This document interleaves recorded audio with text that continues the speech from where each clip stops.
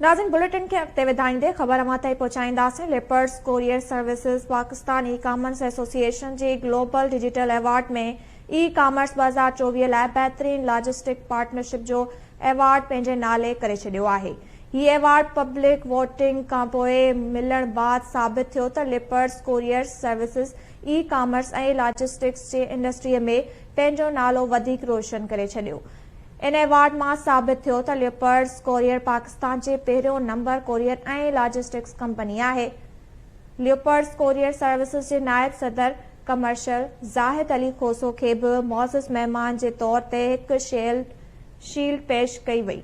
इन सां गॾु हुन हिकु पैनल डिस्कशन में बि हिसो वरितो जिन्हनि लॉजिस्टिक ऐं ई कॉमर्स जी मुस्तक़बिल बाबति क़ीमती मालूमात ऐं तजुर्बो बयान कया।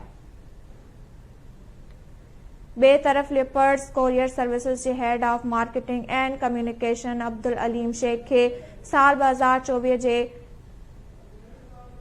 इनोवेटिव मार्केटिंग लीडर जे अवार्ड सां बि नवाज़ियो वियो।